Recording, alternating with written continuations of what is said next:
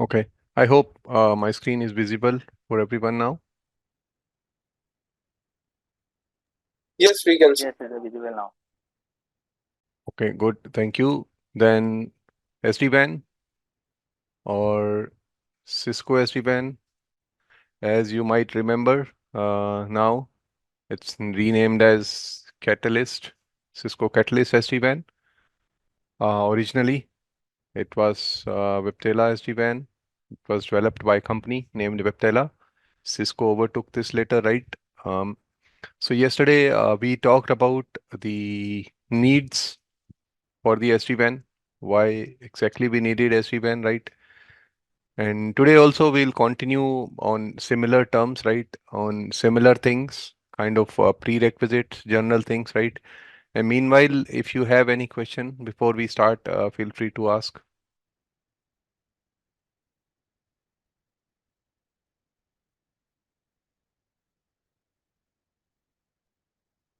Okay, we are good. So SD-WAN, software defined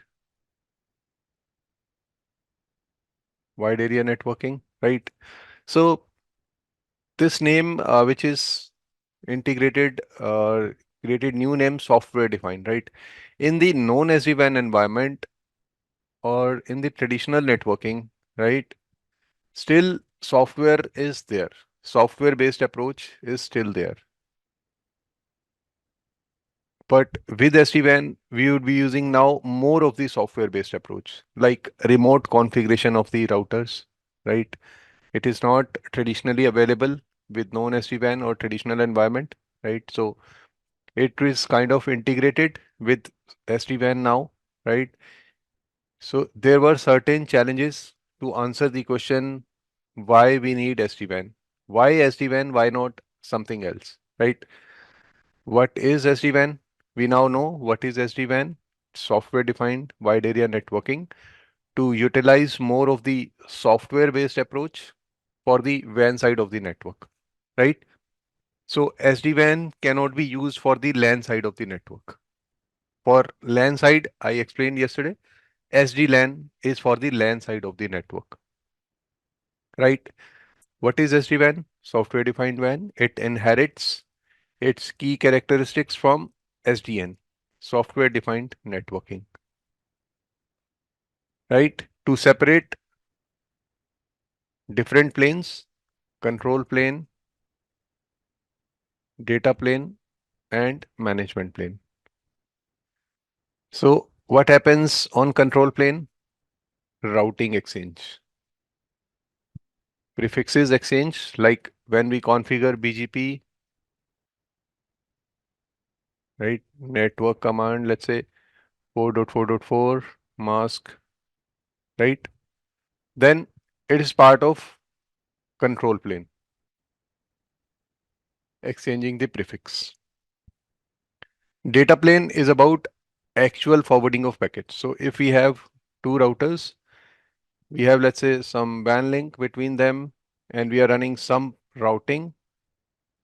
If this is my router 1, router 2, if I have a PC or a core switch, let's say, so I may have IP address on this PC /24. This way, it could be 20.2/24, let's say, right? This PC host printer, right? Whatever is this host machine, it would be connected to the router. Now, what we do, we advertised this subnet from the router, right? Towards router 2. It can be via BGP, OSPF, any routing protocol, right? So when I go log into router 2, if I run the command show IP route 10.10.10.1, then I would see that I'm learning it via router 1, some IP address of this interface, or whichever is our, let's say, routing protocol neighbor, BGP neighbor, right? So this thing is part of control plane, exchanging prefix. Then data plane. When actual packets come in, when from this PC to this PC, when I initiate some traffic, let's say file sharing. If I initiate FTP traffic, file upload, something like that, that is part of data plane. actual exchange of packets. Control plane is routing exchange only. Data plane is actual packets, right? And management plane is management of the devices. Login to the devices, running commands to see output, right? So that is part of management plane. Running SSH or telnet to the device. Is this clear, everyone? Any question on this? Okay. So these are few key things. They are important to understand SD-WAN. That SD-WAN, the concept, the background of SD-WAN is to separate three different planes so that none of the plane is impacted due to other. They won't have dependency on each other. They would be independent now. This is the concept of SDN, software defined networking, which is further utilized in SD-WAN along with the other advantages. This was one of the challenge in the traditional environment known as SD-WAN environment, that three different planes, they were unified. If control plane was impacted, it impacts other two planes as well. So this was one of the reason why we needed SD-WAN, right? Plus, as you know, the networks are growing these days, right? So there were challenges in remotely managing the devices. Security is another concern, right?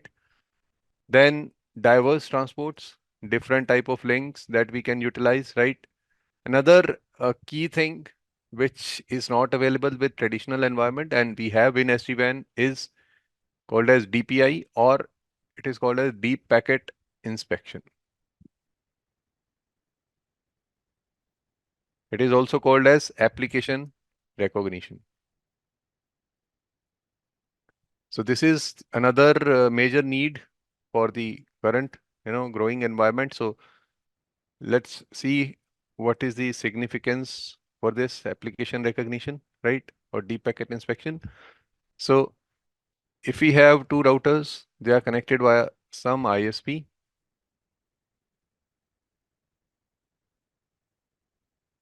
If I have user PC, if I have, let's say, some server here, let's say FTP or O365, whichever, we will have connection from PCs to the routers. So assuming the circles are the routers, this is PC on left hand side, on right hand side, I have some FTP server, right? Now, what if I want to, let's say, I assume I have two links on both sides, ISP 1, ISP 2. Now, what if I want to selectively steer the traffic between PC to server via either path? I want to say that the traffic from PC to server should follow ISP2 only in both the directions. Is it possible in traditional environment or no?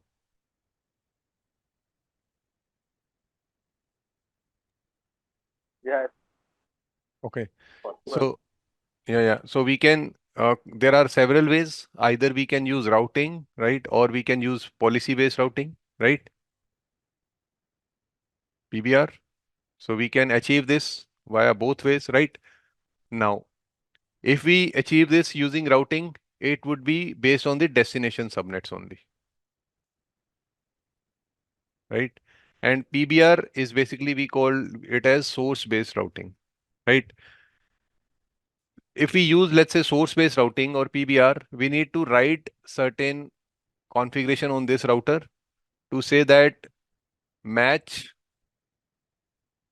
let's say I would need to specify the IP address of server, match server IP, set next hop ISP2. I need to write configuration like this and would need to reference this configuration on the LAN interface so that whenever any packet destined for this server, if it arrives on router 1 here, it would be steered across this path, right? Now, this thing here, match server IP, I would need to specify the IP address here.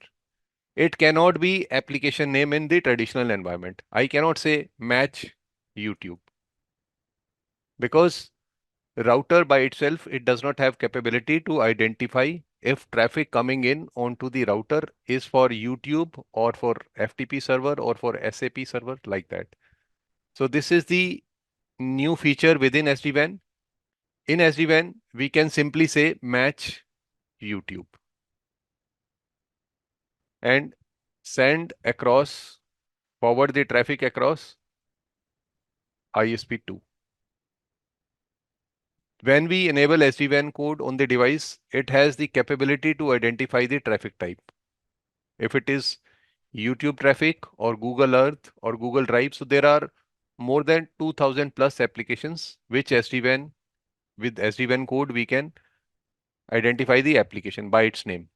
It is called as DPI, Deep Packet Inspection, because it inspects, it opens the packet and identifies the traffic type. Or it is also called as application recognition.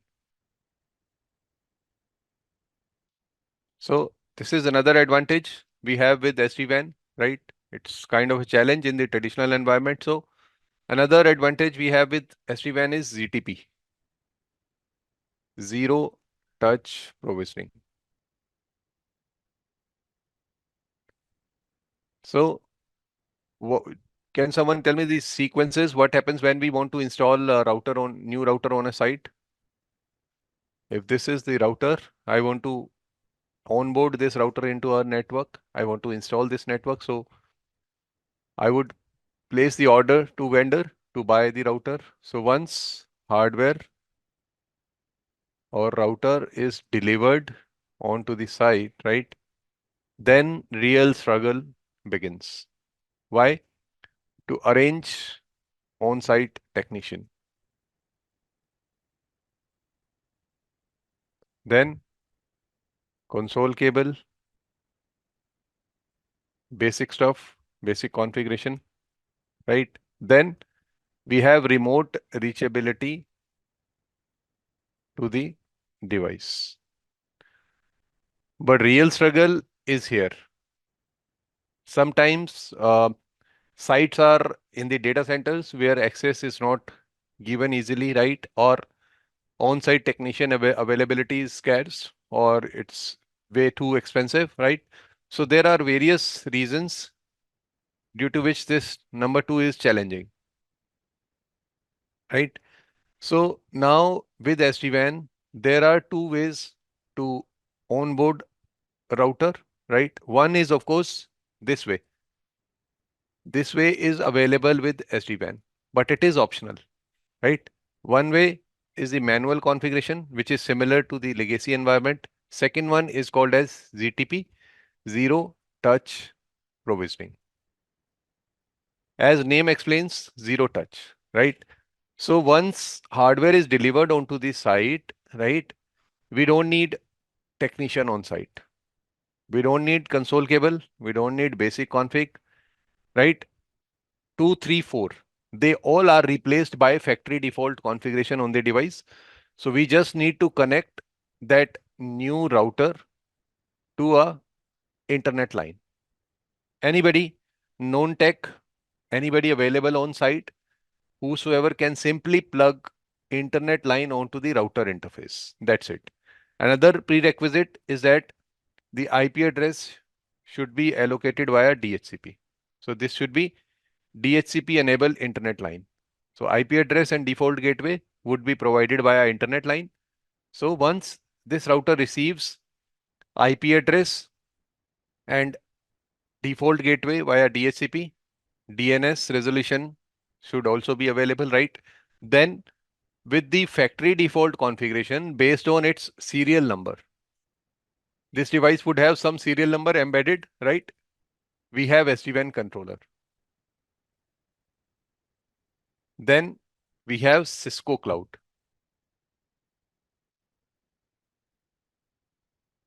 On Cisco Cloud, Cisco knows our device serial number, right? And we'll map this serial number to the IP address of our controller. So when based on the factory default configuration on the router, when it receives the public IP address via DHCP, it has part of factory default configuration. It is configured to reach Cisco Cloud. It would initiate a SSL connection to Cisco Cloud with its serial number, right? Now this serial number is mapped to our controller IP address. So Cisco Cloud, what it will do, it will redirect this SSL request to our original SD-WAN controller, our own organization controller, right? Also, what this device will do, Cisco Cloud, it will reply back to the router with its own organization SD-WAN controller IP address. Let's say if this IP address here is 10.10.10.1, then my router would get to know about the controller IP address, which is 10.10.10.1. Then what my router will do, it will initiate another SSL session now to original controller, my own controller. From here, router would download its whole configuration. Nowhere we need these steps now. We don't need on-site technician. We don't need console cable, basic configuration, and we will get the remote reachability to the device via SD-WAN controller. Any question?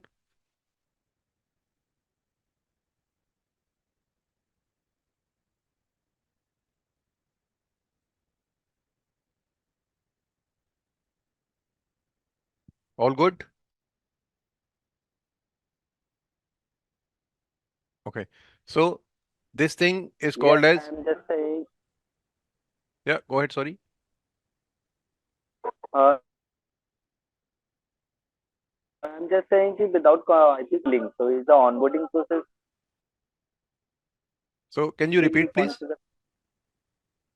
I'm just saying कि without configuration for router, direct connect the ISP. Yes. So how can be the onboarding process without IP configuration? So we are learning IP address via DHCP, right?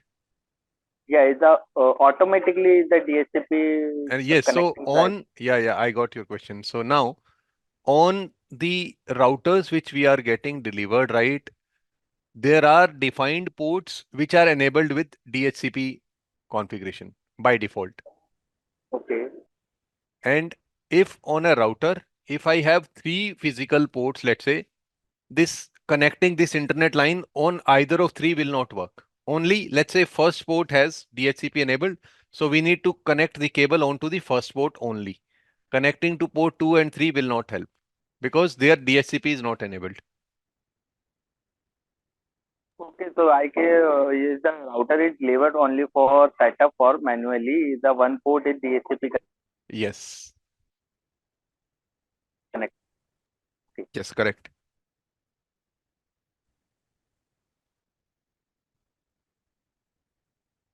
Okay, sure. Please hear it. You can continue. Okay. So this is called as zero touch provisioning ZTP on V edges, Viptela hardware routers. On Cisco routers, on C edges, this thing is called as PNP, plug and play.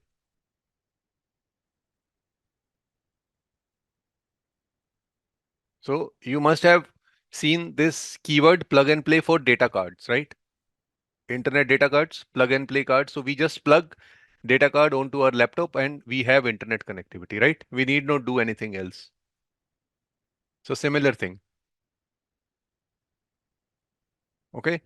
So this feature ZTP and plug and play is only supported on the physical hardware, not on the virtual images.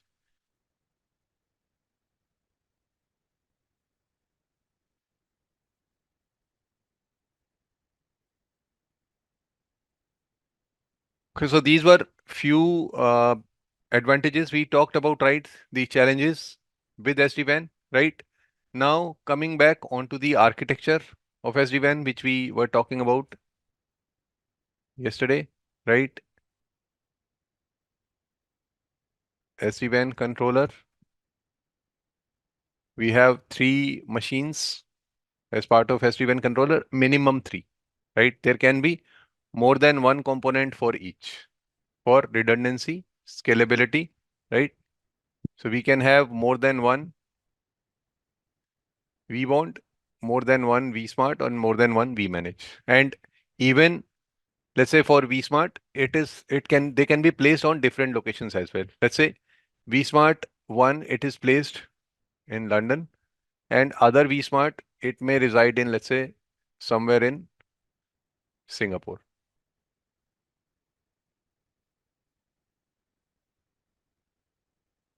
So if we have a vSmart in, let's say, in London, another one in Singapore, so they would have their SSL sessions connected between them. So they can be acting as active or active backup as well, right?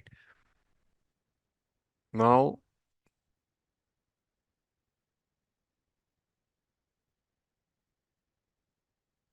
we have two routers, right? So there would be some IP reachability layer 3 connection for the controllers as well. We can use any L3 device. It can be Cisco, Juniper, HP, Huawei, anyone. It's just that it should be L3 device. It should be able to understand routing and the IP address. Now, the SD-WAN architecture, how it works like, right? I told you there would be a DTLS or TLS sessions. So DTLS is UDP based SSL session and TLS is TCP based SSL session, right? So there would be at first step, right? The prerequisites are router one, it must have some basic configuration.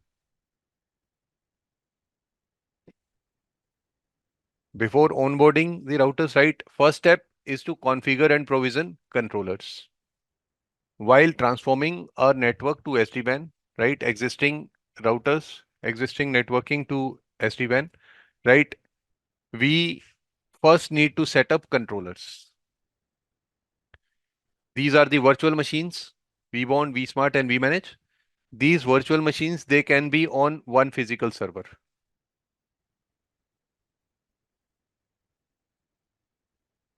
Okay?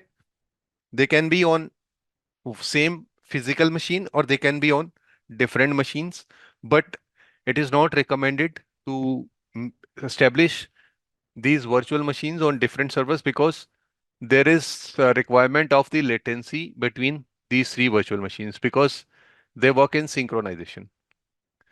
So there is certain requirement that vBond to vSmart that there should be this much latency, right? Then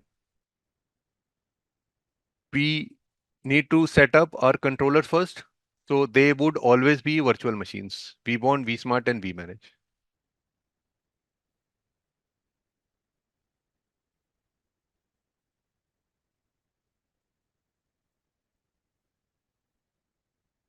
vSmart would always be a VM. We cannot go to market and to buy vSmart as a physical device or as maybe a virtual device. We just need to spin up virtual machine. On that, we need to activate the code of the vSmart. There is just like we have iOS image for the router, we have operating system for the vSmart and similarly for vManage. vBond, it can be virtual machine or it can be physical, but recommended is virtual machine only. vBond, it works on vEdge only. On when we say physical, vBond, it is on physical vEdge only. And even in the virtual image, even the virtual environment, right? vBond is always run on vEdge. So vEdge has dual functionality. It can either act as vBond or as SD-WAN device.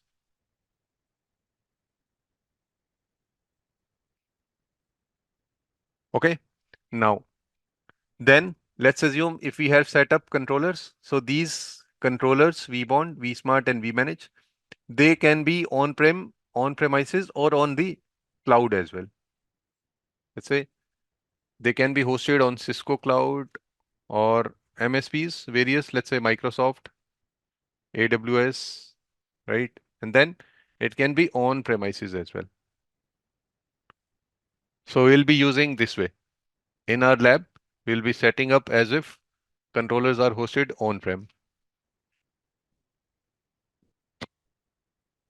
Any question?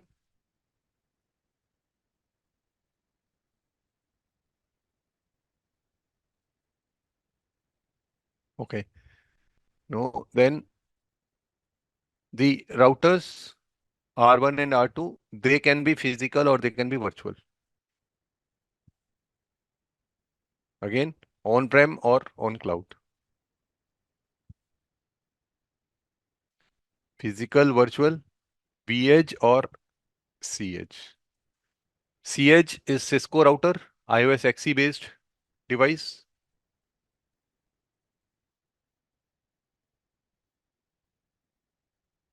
And VH would be Viptela OS. Shortly, I'll show you how VH hardware CLI looks like, right? Of course, Cisco, I think everyone you might have seen, right? So now, even there can be one VH, other can be CH. It can be mixed environment as well.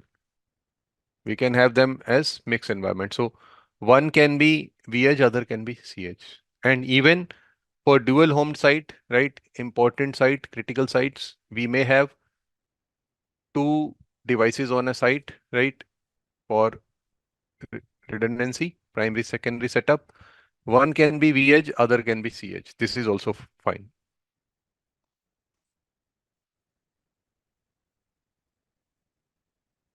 Okay.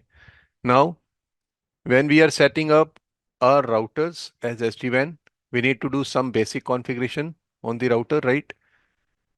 Apart from this basic configuration, as each device would have some serial number, so we need to whitelist the serial number of these routers on vBond in advance. If vBond is not aware about the serial number of these devices, then the SSL connection or these devices, they cannot integrate into the SD-WAN fabric. They cannot join the SD-WAN fabric. So this is one of the layers of security. This is where we have security in SD-WAN. One, serial number whitelisting. Two, certificates. What certificate contains secret code? So all the devices, when I said we will be setting up virtual machines of controller, we'll be setting up their certificates as well. Once certificates are established, firstly, SSL connections would be established between them, yellow lines. These are SSL tunnels established between vBond, vSmart, and vManage for secure path, secure communication. Then we assume vBond has serial numbers whitelisted. Router and vBond, they have certificate from common certificate authority. From one common entity, we have received secret code, right? Then we have, as part of basic configuration, we will define the IP address of vBond. Let's say the IP address of vBond is 10.10.1. This is the manual way of doing the routers, right? We talked about two ways, manual and ZTP. So this is the manual way, right? As part of manual configuration on router 1, I need to specify interface configuration, interface IP address, routing, and then I need to specify the IP address of vBond, which is 10.10.1, to let router know where should this router go as first step of integration to onboard this device into the network, to let two routers talk to each other. This is the ultimate goal, right? Then, since we share the IP address of vBond to router 1, it would initiate a temporary SSL connection. Temporary DTLS, UDP based SSL connection. During this session, router would present its serial number 111, its WAN IP address, and its certificate. These things would be validated here at vBond. That serial number, vBond will say, yes, I do have its serial number of the device who is requesting this SSL connection. So this is, you can say, specially crafted message request being sent, which would include the serial number of the router, IP address, and certificate as well. these things would be presented for the validation, just like employee access card. When employee enters office, they present their access card onto the punching machine like that. So VBond, it has only this role. Now, VBond, let's say if VBond has validated that yes, it is the valid device. I know its serial number, certificates, secret codes are matching, right? Then this temporary SSL DTLS session would turn up. Now, the VBond, it is acting as coordinator, right? The job of VBond is to exchange the this router 1 details, router 1 serial number, its IP address with vSmart and VBond. Sorry, vSmart and vManage. So VBond will share the R1 serial number, IP address to vSmart and vManage.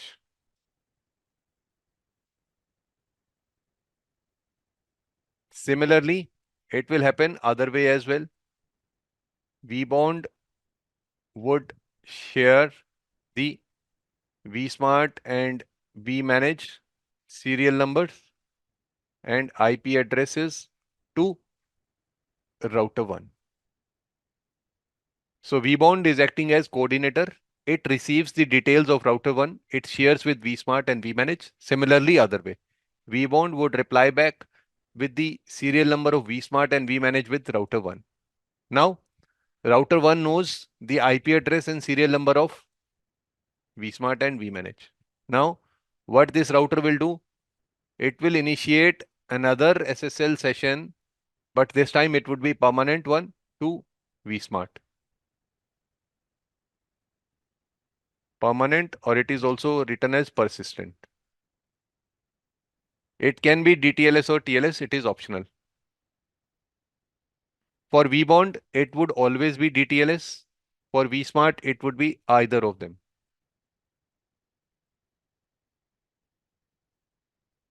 Now, similarly, another SSL connection would be initiated to vManage.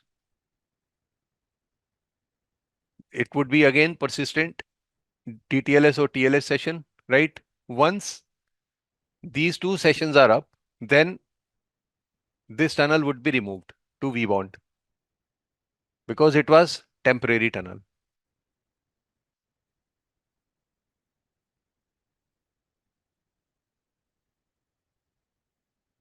Now, the tunnel towards VBond, it does not have any significance as long as network is running smooth. In case WAN link flaps, goes down, comes up again, router reboots, right? Then this process would repeat again. Going to VBond, then connecting to vSmart, detail sharing, etc. This process of connecting the controllers, it would happen for all the routers. If we have 2000 routers in our network, this process would be repeated for all 2000 devices during installation, of course. And then these are called as control connections.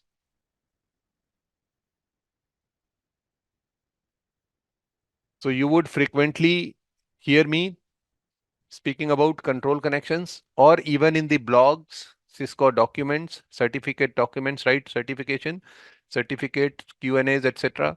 Everywhere, wherever you see control connections, that means the connection between routers to controllers and even between the controllers as well.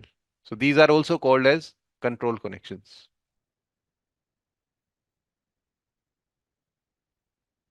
So we have now control connection established with vSmart, which is part of control plane, and with vManage, which is part of management plane. Control plane to handle routing, management plane to handle management task, remote configuration, backing up the configuration, right? Monitoring alarms, etc. So then one to vSmart, other to vManage. These are SSL connections, right? Then there would be IPsec tunnel established between router 1 and router 2 on the top of these WAN links, which would be part of data plane. Now, how this IPsec tunnel would be established, because now there would be some IP address here, let's say 11.11, 11.1, and here I may have IP address 22.22.20.1. So this data plane IPsec tunnel would be established between these two IP addresses. But how come they know about their WAN IP addresses? How R1 would initiate IPsec tunnel destined to this IP address based on vSmart?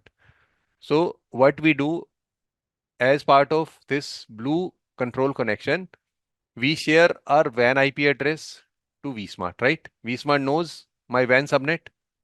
Then this is the job of vSmart to exchange the WAN subnets of all the sites.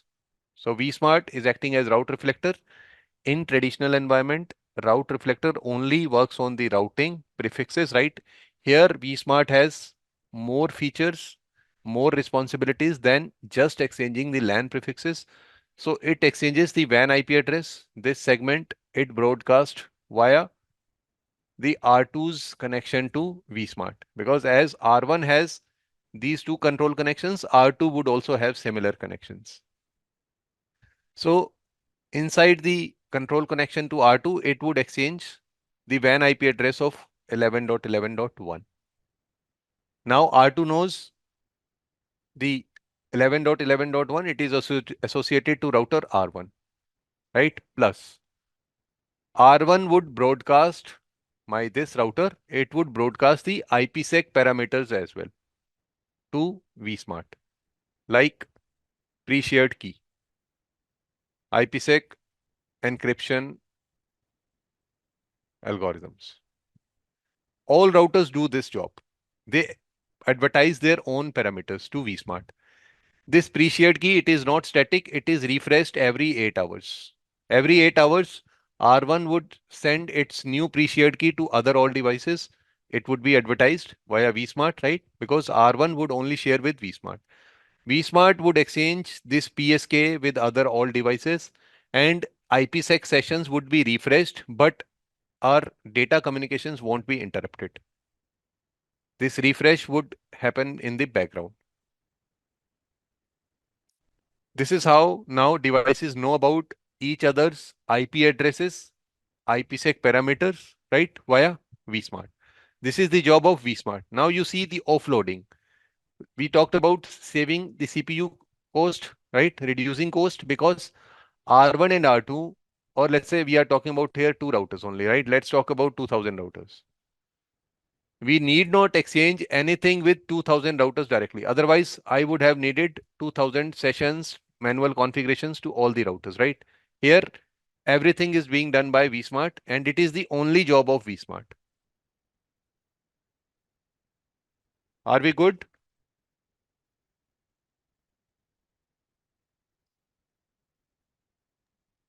Yes. Anything? Content? Are you comfortable with the content pace of the explanation? How heavy is the management traffic between vSmarts and routers?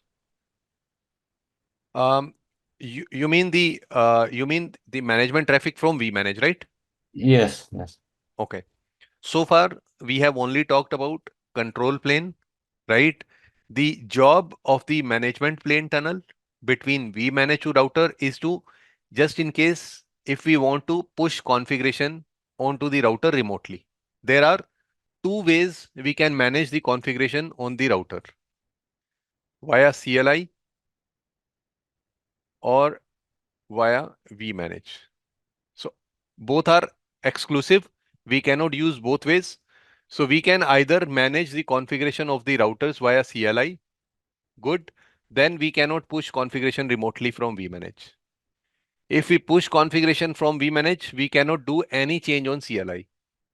If we push, if we, let's say if we have tied up, we need to link vManage with the device. Then if we have linked the remote configuration, right, then I won't be able to make any change on CLI. Even if I try to bounce the port, it will say that go to vManage, you are tied up with vManage. So configuration through CLI is not allowed. This is the one of the job of vManage. Other is irrespective of if we are managing the device via CLI or vManage, we can push new iOS images onto the router from vManage as part of management plane. We can run commands. Sitting at vManage, I can select from list of the routers R1, R2, R3 or 2000 devices, let's say. I select router 1. I need not log in on CLI to R1. I can simply run equivalent commands here at R1. Show IP route, show interface summary, show IP BGP. All these commands I can run sitting at vManage only. I need not log in onto CLI. Even I can perform a speed test for this R1 sitting at vManage only. We will see that. I'll power on a vManage and I'll show you how it looks like. Okay, thanks. Anything from anyone?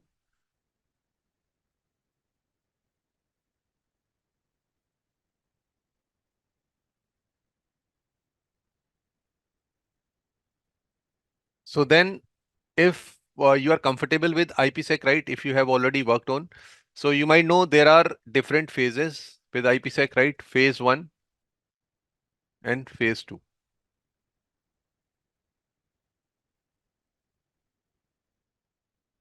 So the SSL connection between router to vSmart, it acts as phase 1.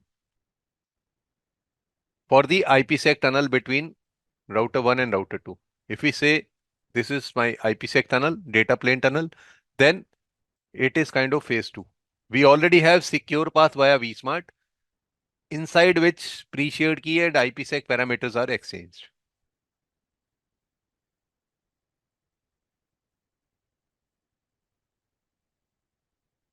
Now, I'll clean it up, right, to explain how exactly the data plane works, right?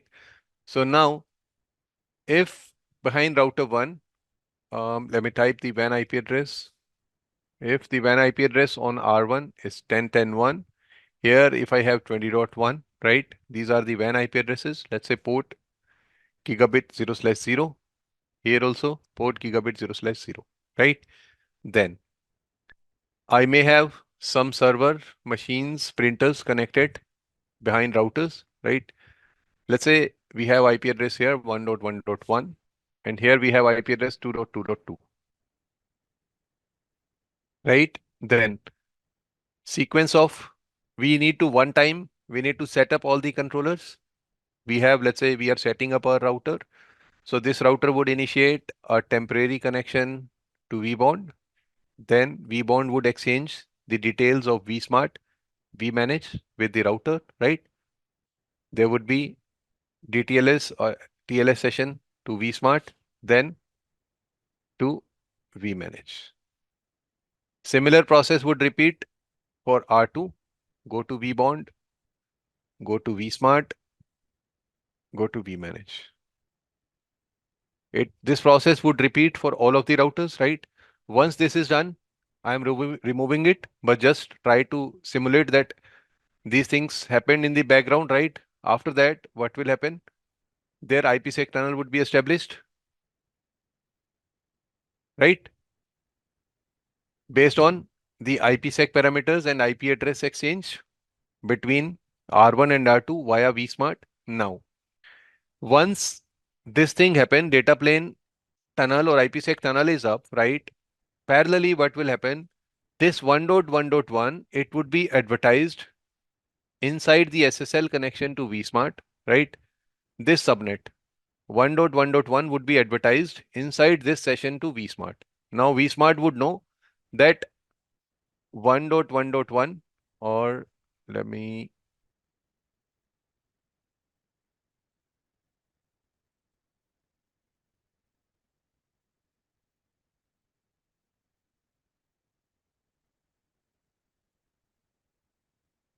right now at vSmart here inside the vSmart, I'll have the details 1.1.1/32 is being learned via router R1.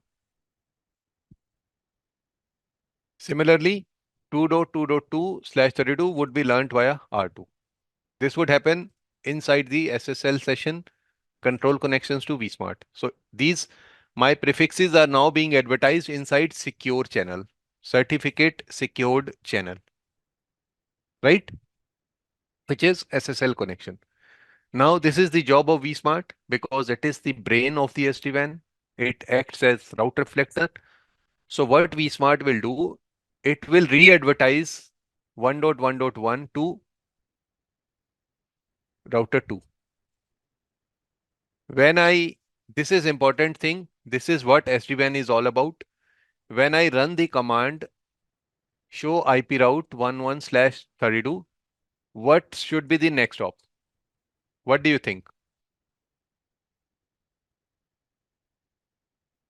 So next op in traditional environment, it was the IP address only, next op IP address, right? Here, it would be the IPsec tunnel. This one. We are learning the LAN prefix of router 1 via vSmart, but next op is IPsec tunnel. So whenever there are packets coming in at router 2 from IP address 2.2.2, if I initiate some traffic from 2.2.2, which is, let's say, my PC, if I initiate traffic onto another PC having IP address 1.1.1, these packets would land inside this IPsec tunnel and they would be retrieved here, decrypted, and they would be sent back over this interface to this PC. The LAN subnet is announced, communicated, exchanged via vSmart, but actual packets, they travel inside IPsec tunnel. Same for the reverse traffic. Inside IPsec tunnel, then packets received here and they will go to 2.2.2. This is important and it is all about SD-WAN. If you understand this concept, that now come back again onto the key reason of SD-WAN, separation of control plane, data plane, and management plane. Right? Control plane is separated because it is via vSmart now. There is no direct exchange between the devices. Data plane. Is it separated? Control plane is via vSmart, management plane is via vManage, and data plane is direct. Management plane is via vManage. So we have separated three different planes.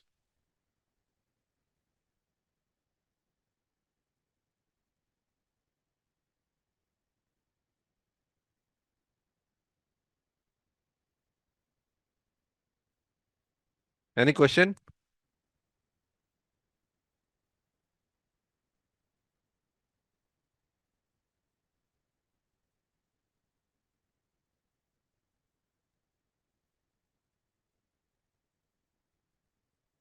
Anything?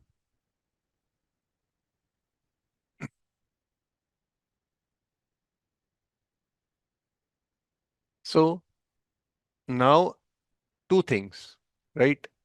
If I clean it up again, vBond, it acts as STUN server.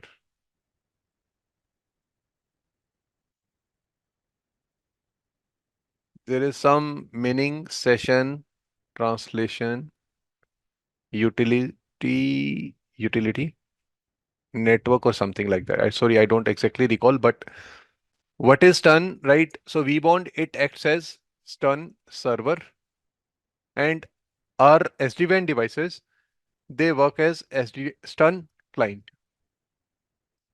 So we said 10.10.1, right?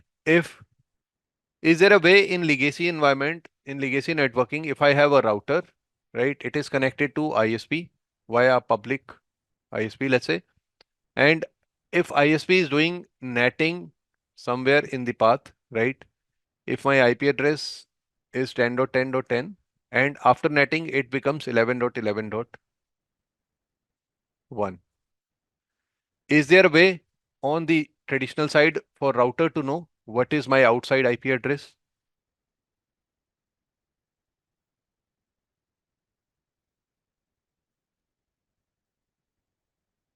Yes, anyone?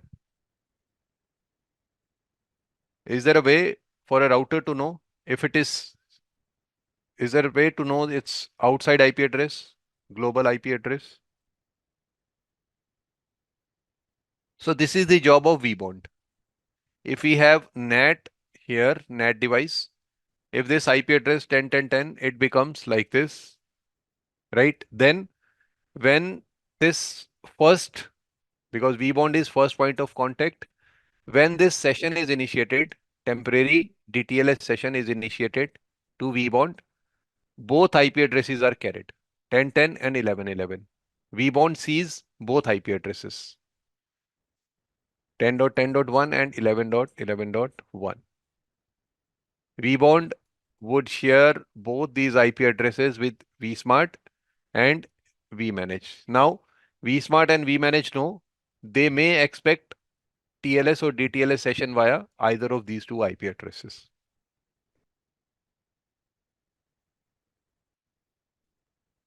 R1 by itself, it cannot know what is its outside IP address. This is the job of vBond. vBond responds back to R1 that you are sitting behind a NAT and your public IP address is this one, 11.1.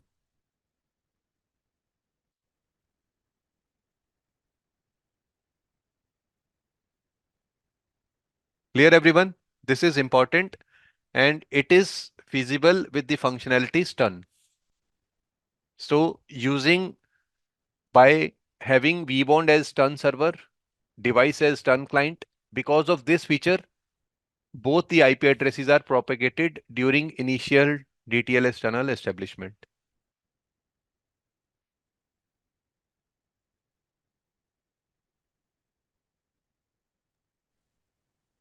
So when it's not done, also is required some outbound ports to be open.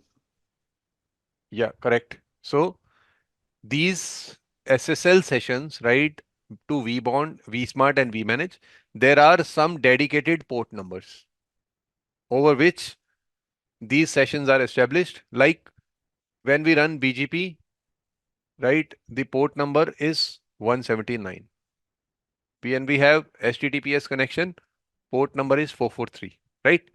Similarly, for this yellow SSL session or sessions towards vSmart, vManage, there are certain port numbers which must be open across the ISP path in case any firewall is there, right? So for vBond, this yellow first point of contact for this temporary DTLS session, the port number used is 12346. So session would be initiated to vBond IP address. Let's say a vBond IP address I assume is maybe 11.111.111.1, let's say. If this is the WAN IP address of vBond here, and this would be the port number which would be used to connect this SSL session. And there is a thing called as port hopping. So in case if this SSL session, this yellow one, is not established for some reason, then router 1, it will do what it will do. It will increment the port number by number 20. Now next session, first attempt to connect to vBond, it was on destination port 12346.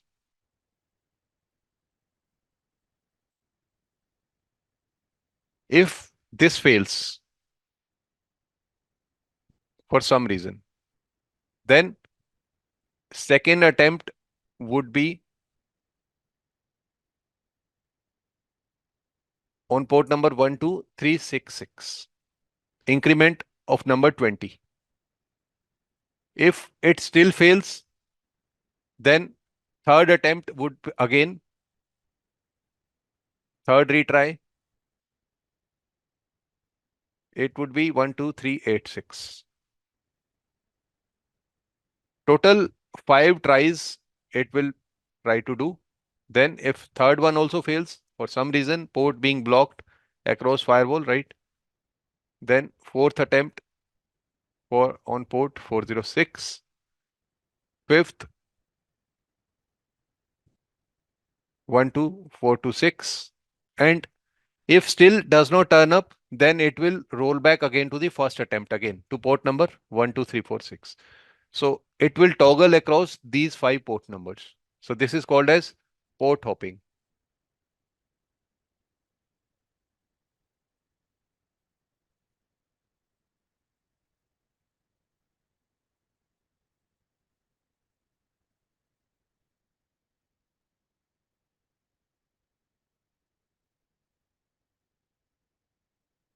Similarly, when SSL connection is established to vSmart and vManage, there is separate port number for TCP or UDP session. In case it would be a TCP TLS based session, then there would be some different port like 23456. And if it would be, let's say, UDP DTLS, then there would be some ports like this only.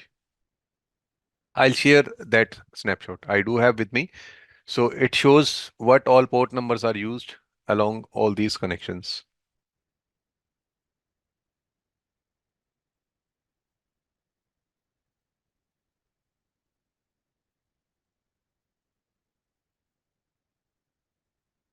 Any question, guys?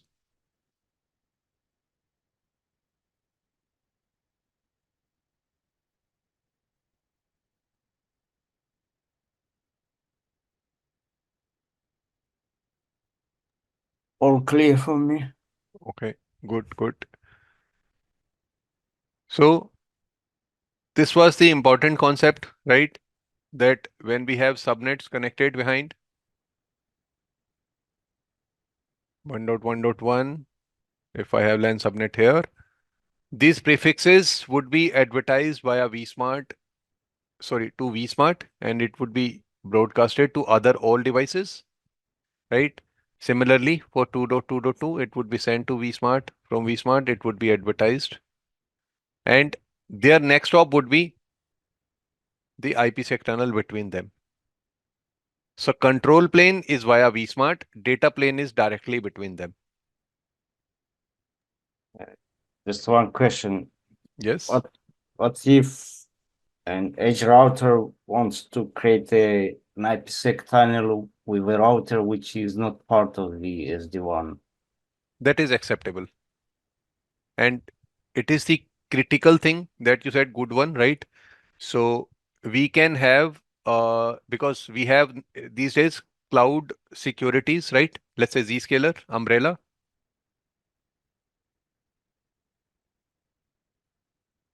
Or let's say to Palo Alto, third-party tunnels, right? We can establish tunnel like this. But again, it depends if you have physical path for this tunnel via this one, or you have another connection in the background, right? A backdoor kind of. And this connection then, it would be treated as if it is a LAN connection. No SD-WAN here. Okay. Even if you use this WAN link, still it would be treated as the LAN connection. Nothing about SD-WAN here.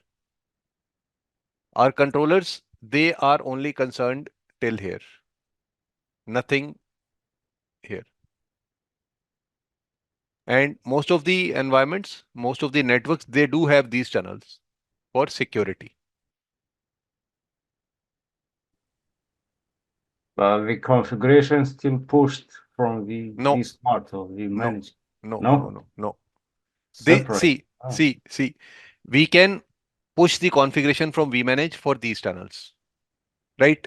But ultimately, the management of these tunnels via vManage, it becomes difficult at times if you need to bounce the tunnel, etc., right? But the configuration is feasible.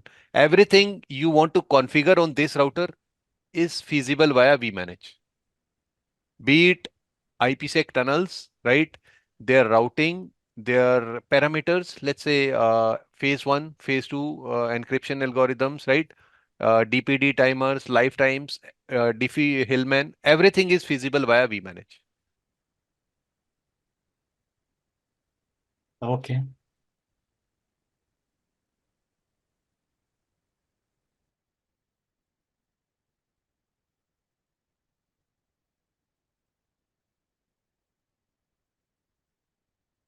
Anything?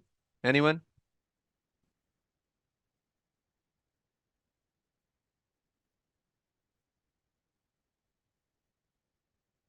Then what if now we have two WAN links?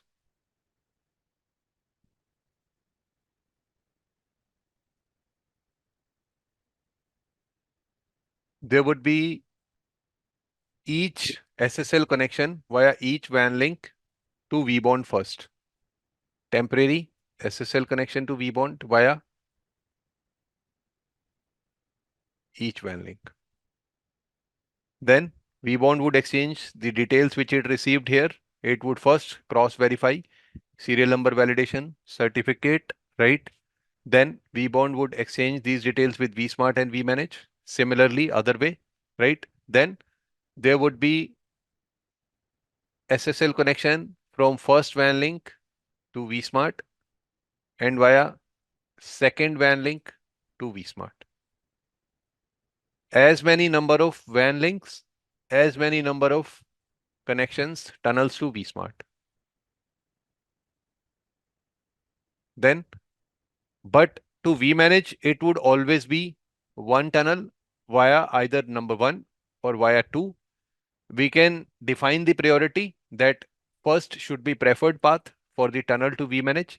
If we don't define any priority, then it would choose either of the link randomly. Let's say if it chooses number two as the primary path for tunnel to vManage.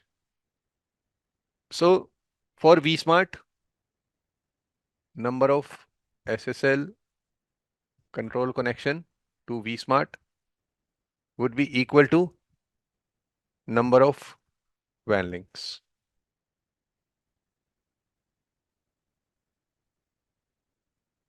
Number of SSL connection to vManage,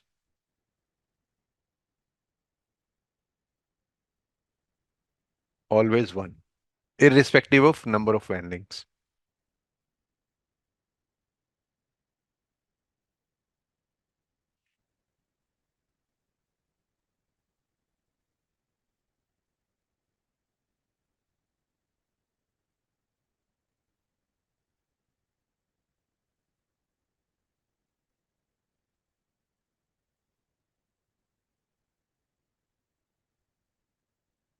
Right? And now the question of IPsec tunnel. If we have two WAN links, then there would be two IPsec tunnels.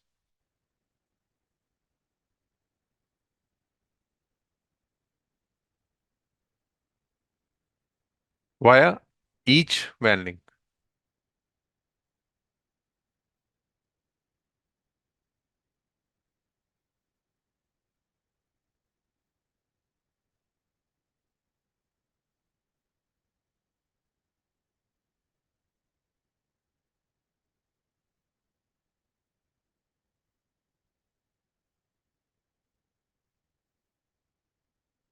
So two IPsec tunnels, two next hops. If I have LAN prefix here, 1.1.1, 2.2.2, right? It would be advertised via vSmart when I'll run the command show IP route 1.1.1 here. There would be two next hops, IPsec1 and IPsec2. ECMP, equal cost multipath, load shared. So whenever there would be packets coming in from 2.2.2, which are destined to 1.1.1, they would be load shared across these two IPsec tunnels. By default, and we can prioritize. We can define priority that for some traffic, it should follow first IPsec tunnel, for other, it should follow second.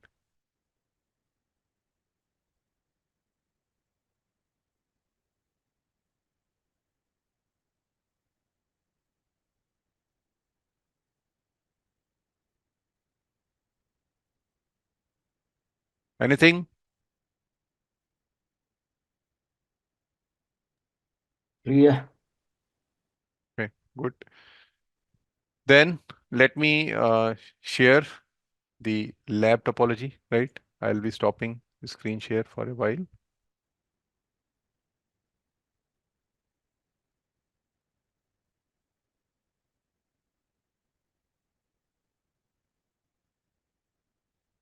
Okay. I hope you can see my screen. Yes. Okay. So we have this lab topology here. If you see here, this is the controller box. We have vBond, vManage, vSmart. These are the symbols for vSmart, vManage, and vBond. Three controllers, one each. They are connected via router to Internet WAN link to MPLS WAN link.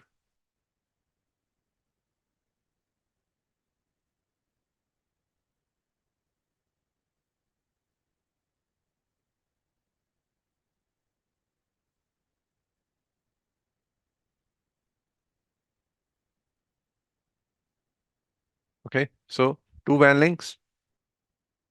Then we have one branch site with one box standalone. It is connected to both Internet WAN link and MPLS WAN link.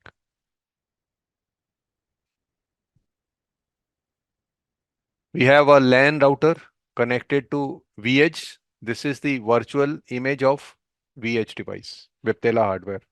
This is the virtual environment, right? So we have one router. It can be any vendor because this is just to simulate the connectivity, reachability, etc. So these two machines can be anything, right?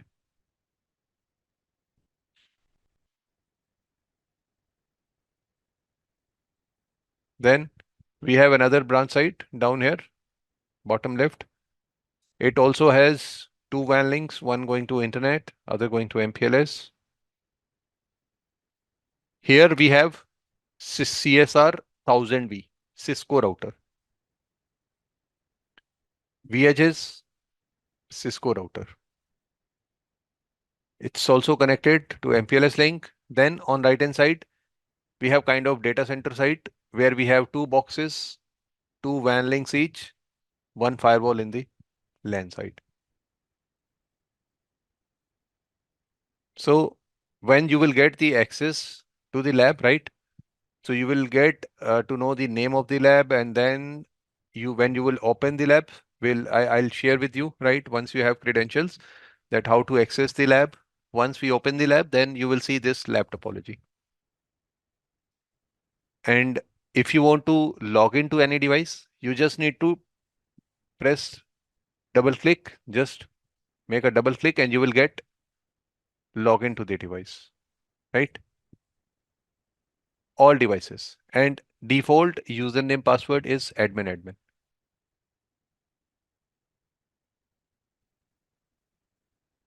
And here we have one Windows machine to have GUI access to vManage.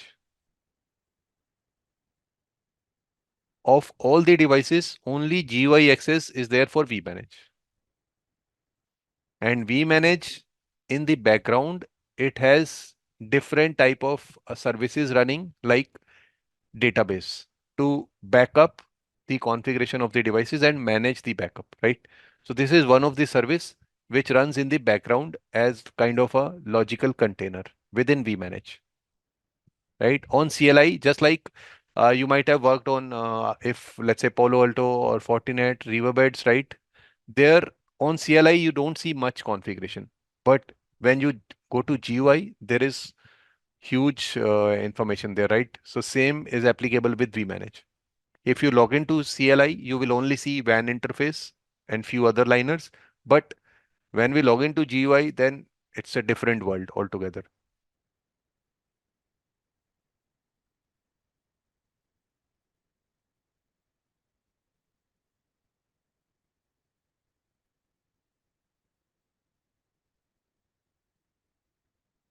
So let's wait for vManage to be up. And meanwhile, let me try to log into Edge 4.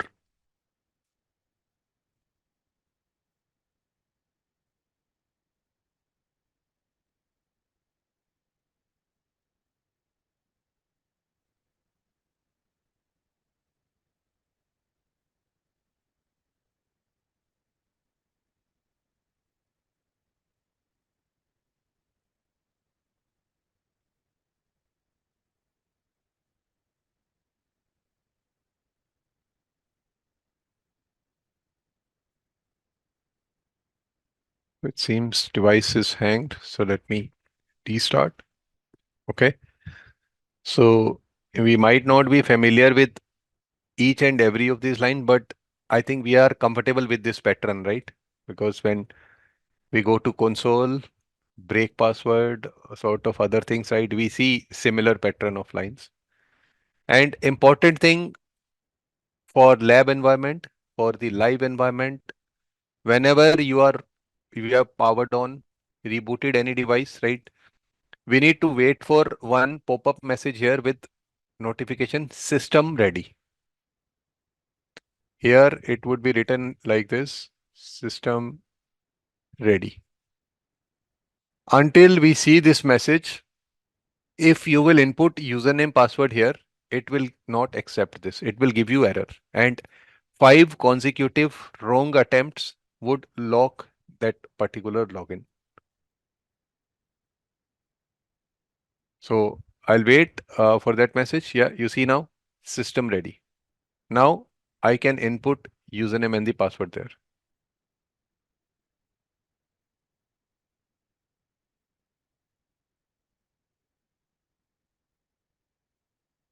And when we log in at first time, it will ask us to change the password. So this is the host name and it shows the operating system version, which is active when we are logging into the device, right? It almost runs similar commands to what we have in Cisco environment. Like this is the VH Viptela, right? If I run the command show version, it shows me the active iOS version. Then show run, show running configuration. It shows us whole configuration, right? Then I'm logging to Edge. So this is my WAN interface. Interface gigabit 0/3, then IP address on the interface. Tunnel interface. The significance of this keyword, when we have this tunnel interface keyword enabled, that means the SSL sessions to vBond, vSmart, vManage, and IPsec session to other routers would be initiated out of this interface. If I remove this keyword, then no control connection would be initiated out of this interface.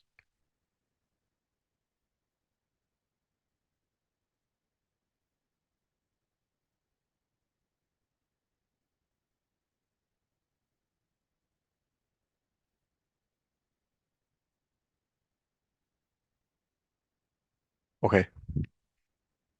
Then encapsulation, IPsec. This is the encapsulation for, we have 2 routers, we have controller, we have ISP, right? So there would be SSL sessions to controllers, to vBond, vSmart, vManage, right? These would be initiated when this tunnel interface keyword is there. And encapsulation IPsec. This is the encapsulation for this router 1 to router 2 IPsec tunnel or the data plane tunnel. This tunnel can be either IPsec or GRE. Here encapsulation is written as IPsec. It is optional here. Here we can select GRE as well. If we select GRE, it should be GRE on both sides, right? And it is not recommended to use GRE because of the security.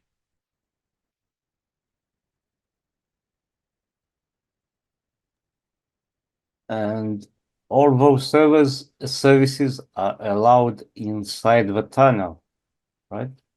So So this, DNS, SMP. so these are, right? Yeah, yeah. So these are for the underlay path without tunnel. Any packet Okay. coming in, let's say if this is no allow service BGP, any BGP packet coming on gigabit 0/3 would not be allowed.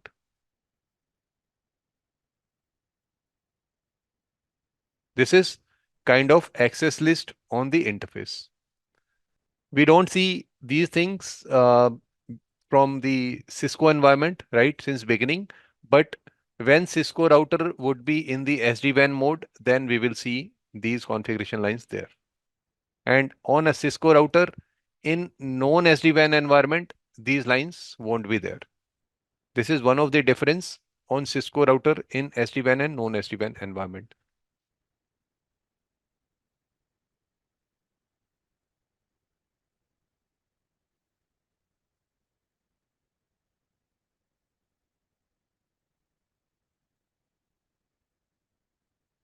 Okay, we have default route configured for all reverse traffic.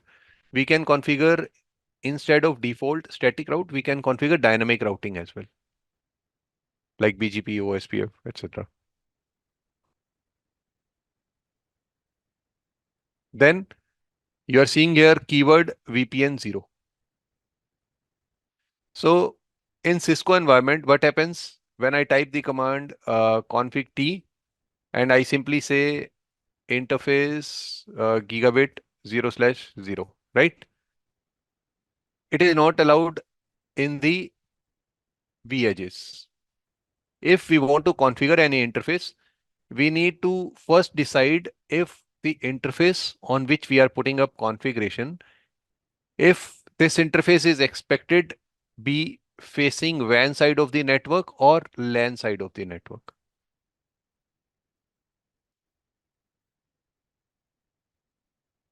So for, let me,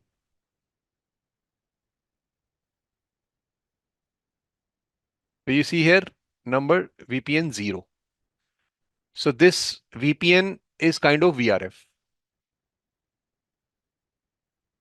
There are different VRFs on all SD-WAN devices. VRF 0 number is reserved, fixed for WAN side of the network. So whenever we will have VPN 0, it would always be facing, that means these interfaces are facing WAN side of the network. Any interface which falls under VPN 0, it cannot be a LAN interface. It is designed in such a way, right? Any LAN interface, right, which we want that these interface be facing are, let's say, LAN side of the network, right? This number should be any number other than 0 and 512. 512 is out of band management. It is reserved for out of band management. VPN 0, VRF 0 is reserved for the WAN side of the connection. And any number other than 0 and 512 that can be configured on the LAN side of the network. So this is again another security level that any LAN interface cannot communicate to WAN interface.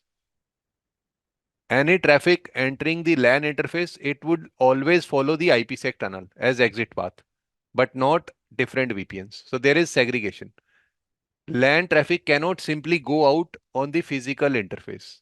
It should exit out the IPsec tunnel over secure path. This is also called as segmentation.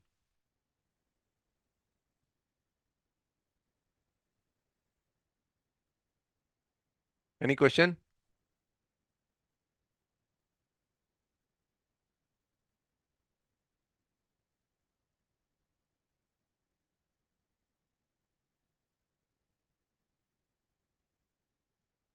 I don't see Zoom. Yeah. Anything? What when we have multiple LAN interfaces, traffic between the LAN just So let me go back to the paint screen.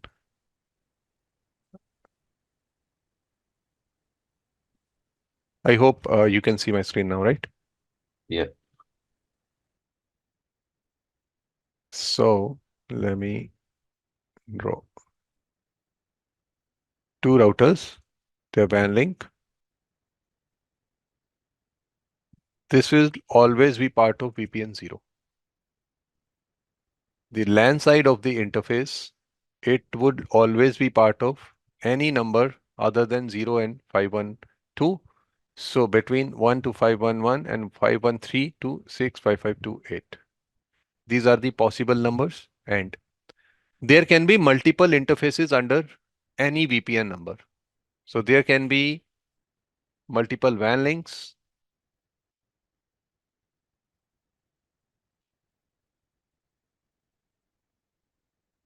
They would be part of VPN 0 in case we are expecting them to take part into the towards the control connections, towards the IPsec tunnel. So they would all be part of VPN 0 and they can communicate to each other. We would be able to ping between them, right? Now, coming on to the LAN side of the interface, there can be multiple LAN interfaces. They can be part of same VPN. They can be part of different VPN. Usually in live environment, what happens? One number, let's say VPN 1 is reserved for the corporate LAN. Number 2, let's say, is reserved for the guest LAN. Corporate LAN, guest LAN. So they are isolated. They are kind of different VRFs. Now, anybody in corporate LAN would not be able to communicate with anybody on the guest LAN.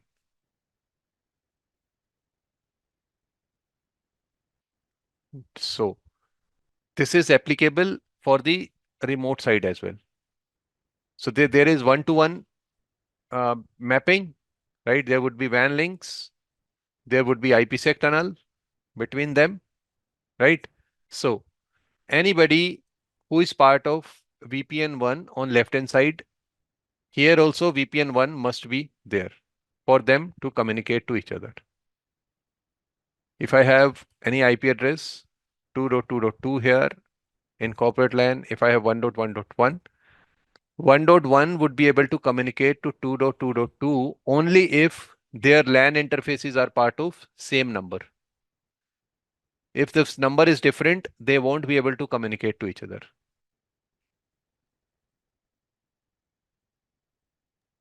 But can be somehow allowed, or at least, for example, one Yes. application. Okay. Yes. This is the default function that it is not allowed, but we can selectively allow this.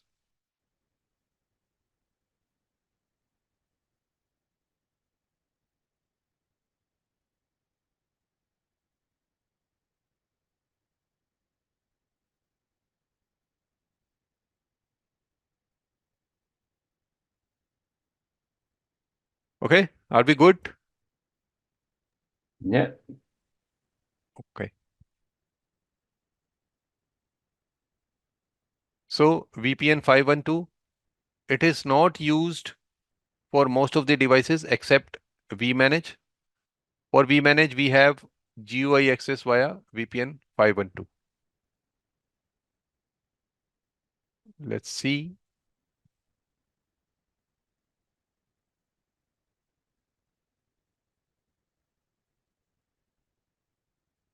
Okay. So let me see if we have. So this is the CLI for vManage. Show version, show system status. It shows us the uptime,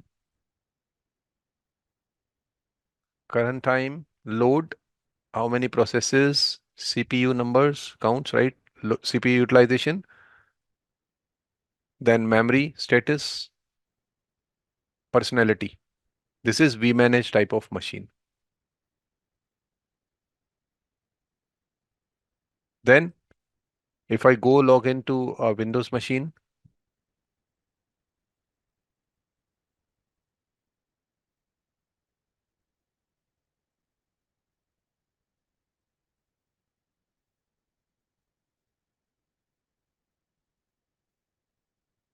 you see I have configured IP address, this one 192.168. Oh, it's locked.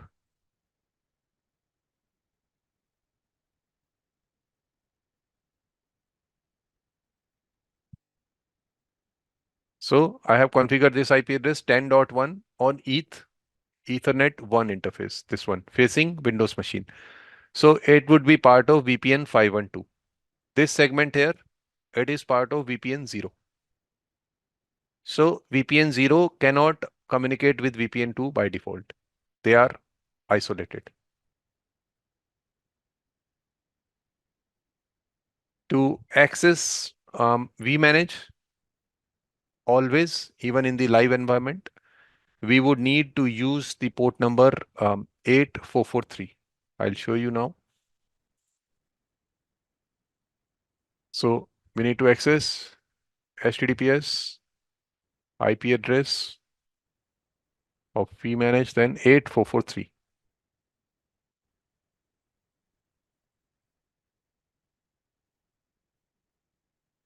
Let's see if we can ping.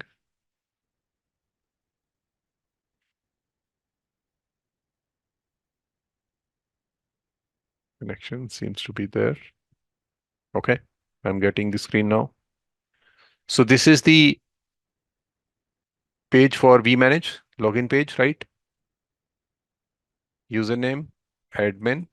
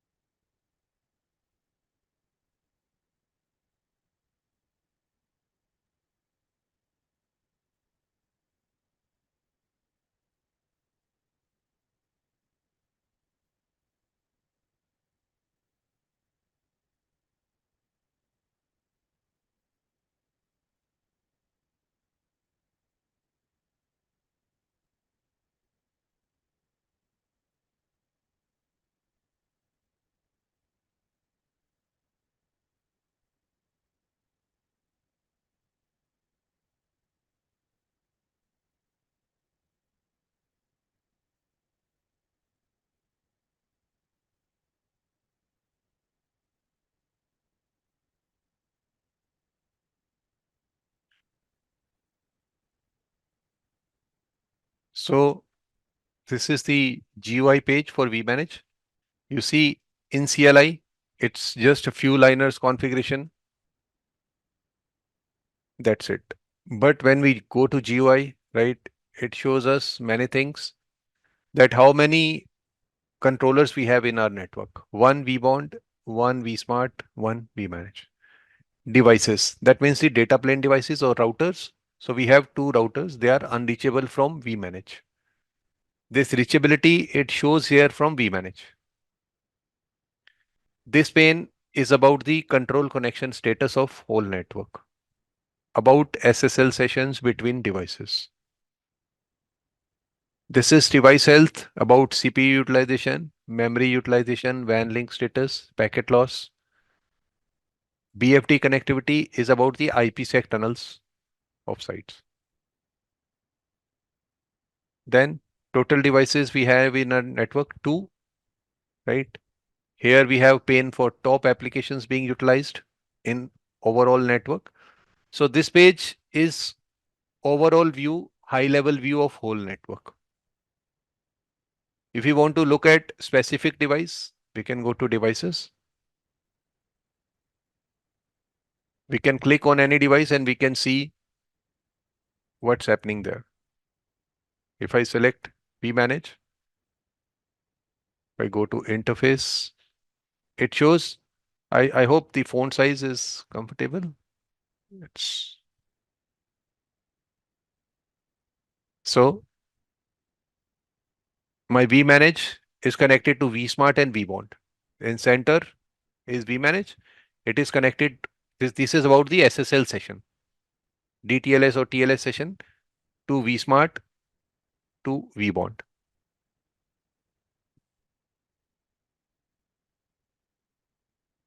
So connections from vManage to vSmart and to vBond, the control connections or the SSL connections.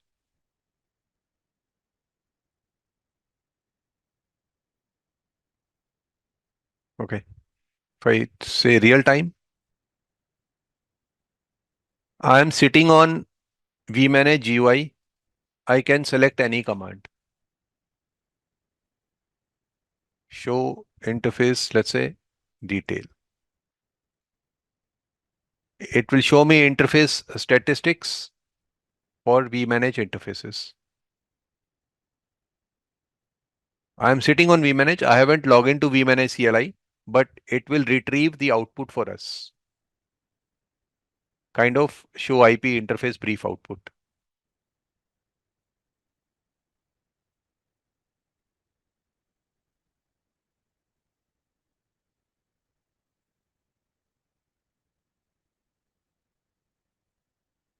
Okay. So I'm done for today, right? Now